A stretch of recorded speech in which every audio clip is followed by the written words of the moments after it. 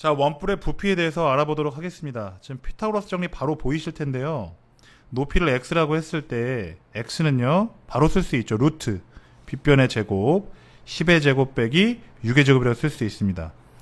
계산하시면 64가 나오죠. 그래서 x는 8이 됩니다. 여기 8이에요. 부피는 어떻게 하냐면요, 밑넓이 곱하기 높이 곱하기 3분의 1이에요. 그리고 밑넓이는 반지름이 6이니까요 파이 r제곱, 즉 36파이가 되죠. 그 다음에 높이 8 곱하기 3분의 1이 됩니다. 그쵸? 그러면 여기가 12가 되고요. 결국은 96파이가 되는 겁니다. 부피니까 세제곱센티미터죠. 자, 제가 지금 위에 그림하고 아래 그림을 같이 놓은 이유가 뭐냐면, 이 밑에 있는 그림을 접으면 위에 있는 그림이 된다는 거예요. 아시겠죠? 자, 그러면 겹치는 부분부터 한번 해볼게요. 지금 여기 이렇게 연두색으로 칠해진 이 부채꼴의 호는 요 밑면의 원주랑 어때요? 길이가 똑같죠? 지금 연두색으로 칠한 데가 똑같은 거죠? 그게 지금 이 부분이 되는 거거든요. 위에 그림을 보면 이 부분이요. 그쵸? 만나는 거예요. 무슨 말인지 아시겠죠? 그럼 이렇게 보면, 위에 그림을 보면요, 여기 지금 밑면에 반지름 있잖아요. 이 원의 반지름을 알면 문제가 금방 끝나요. 이렇게 이 길이를 알면요. 근데 이 길이가 지금 안 나와 있잖아요. 그쵸? 이 길이만 지금 나와 있고요. 이 부채를 펼쳤을 때 각도만 120도라고 나왔어요.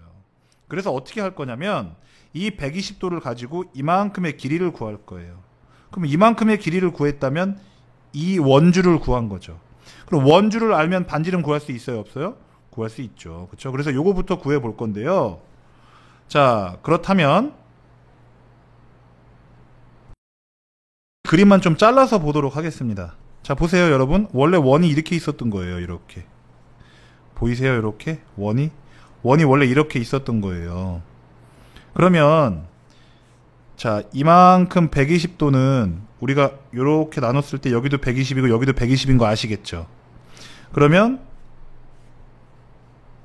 여기서부터 여기까지의 요 부채꼴 호의 길이는 전체 360도를 몇 등분 한 거겠어요?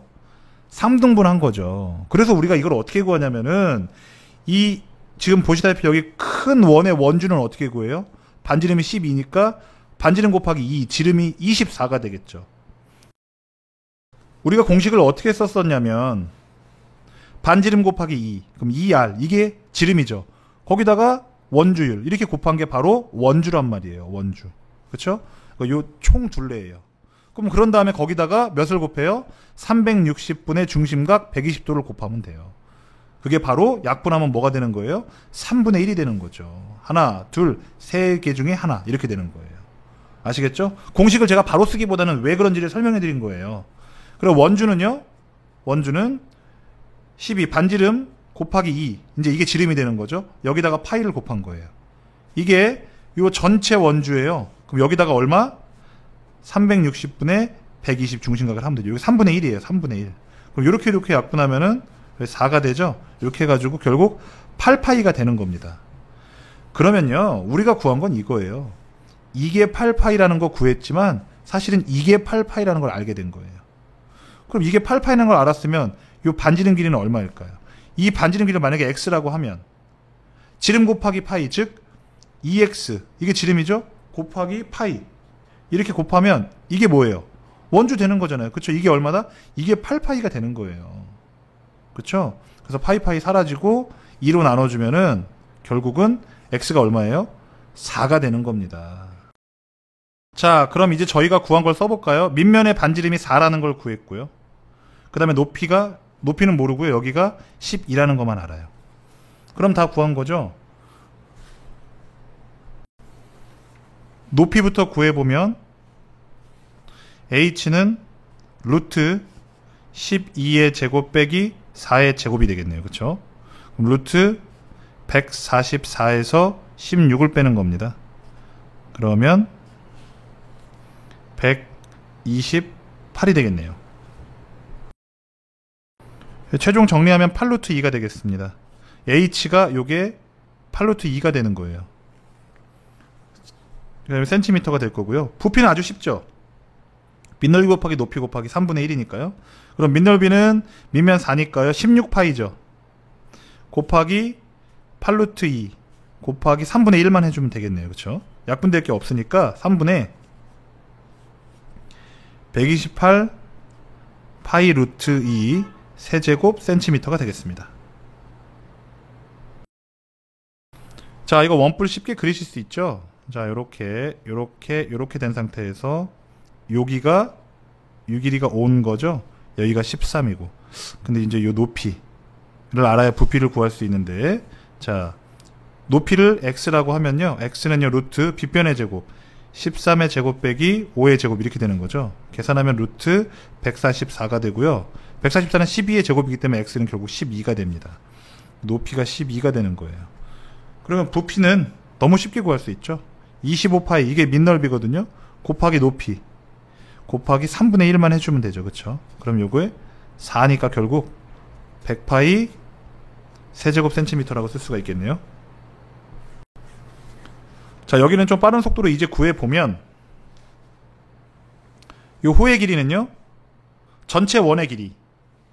자, 좀 그려볼까요?